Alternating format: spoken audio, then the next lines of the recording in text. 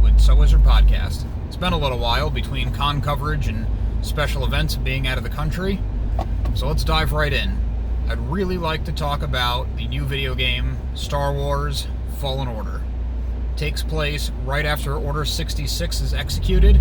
You play a Jedi Padawan who is on the run and living in hiding for 5 or 6 years as the Empire has the Inquisitors going around to hunt Jedi. It plays like an old school platformer. It's got elements of Assassin's Creed, a little bit of Prince of Persia, along with Breath of the Wild type gameplay. I mean, right down to bomb plants and some of the temples, for lack of a better term. But it just kind of does all of these things right. Some of it can get a little bit clunky. Some of the platforming, for example, I have not seen so many ice slides since Mario 64. And on some of these ice slides, you then have to jump to a swinging rope, which seems like you're kind of flipping a coin as if you get it or not. You can have yourself in pretty much the same position every time. Sometimes you grab it, sometimes you don't. It's not a big deal. The overall gameplay outweighs these little quirks, I guess you could call them, more than anything else. So the game starts off, it establishes the time period, who you are, who your master is, what's going on, all right away. You don't need a ton of expanded universe knowledge to enjoy this game, but if you are a fan of the expanded universe, and you should be if you're a Star Wars fan, there's a lot of really cool stuff, like bringing in the Inquisitors. They're brought in, they're brought to life, they look exactly as they should from the comics. There's no unnecessary reinvention. I'm going to use the word that every Star Wars fan or every casual Star Wars fan seems to hate lately, but it is a canon game, and it's bringing in all the pieces of canon. I'll reiterate, you don't need to have read the comic books for the game to make sense to you. It's still a great, fun game, even if you think the Inquisitors are a brand new invention for it.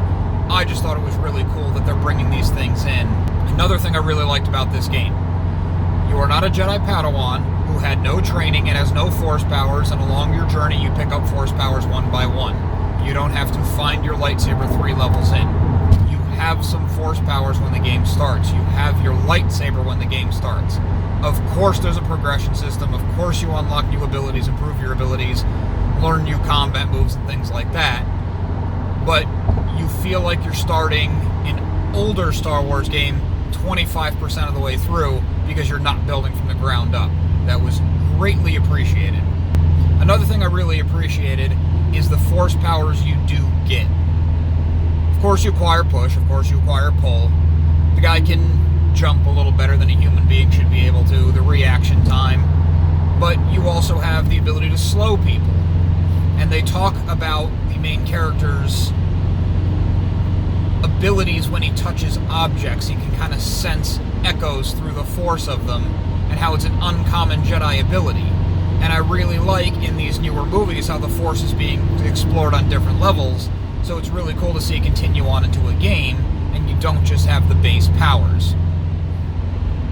I'm not too far in, but I'm far enough that I have a feeling that the powers are going to be kind of limited, which is a little sad, because I remember playing Dark Forces 2, Jedi Academy, and even a light side character, you would get a whole slew of powers, and maybe it doesn't exactly fall in line with how it should be, but more options to customize how you tackle these groups of villains is pretty cool. It's a lot of fun to be able to wield limitless powers, or more than a handful of powers, I should say. The combat system also feels really good. It's not quite in line with the Batman Arkham systems, but it does have some of that tempo-based fighting where you shouldn't just button mash. On the easier settings, that probably would work. In the harder settings, if you get in a group of 3 or 4 guys and you just try to spam attack, attack, attack like you're playing Dynasty Warriors, you're probably going to die. The deflecting blaster bolts is cool. The way you can mix up pushing and pulling and slowing and tricking, and it was a lot of fun to get pushed to just start throwing every tougher enemy off a ledge. And another thing that really stands out in the combat is when you get into a full-on lightsaber duel.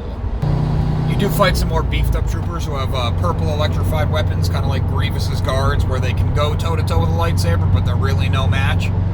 But when you duel the second sister, especially for the second time, because you're not too far into the game, so you're not super powerful, you're not just going to take her down, the dueling is cool. You have have to parry, you have to block, you have to dodge, and you have to mix them all up. Attacking her is not the easiest thing. It makes you try, which is a lot of fun.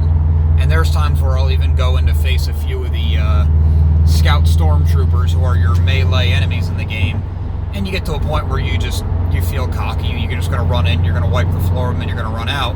But if they get the right positioning on you, and you're not landing your parries or your blocks, you're in some trouble. And it's a good mix of challenging enough without it being infuriating. And there is a little bit of free roam when you're on your home base ship.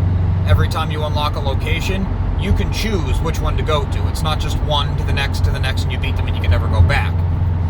So I jumped ahead of planet. I did a lot of exploring that wasn't necessarily story related. So when I got back to the story, I was a little bit more powered up, which made things a lot more fun. I had more abilities. And you can also go back to planets once you get abilities to unlock new areas and get more stuff. And like I was saying, if you want to complete everything, that's the way to do it. Thanks for taking this ride with me. Be sure to check out SoWizardPodcast.com for reviews, recommendations, merchandise, and more.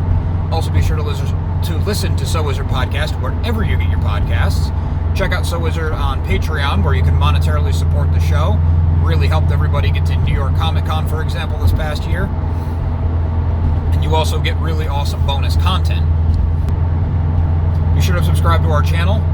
We're adding new things all the time. I'm still working on it. I know things slowed down for a little bit, but we're back. We love hearing feedback, so drop us a note in the comments or leave us something on social media. All of our accounts can be found in the show notes and after the show. Thanks.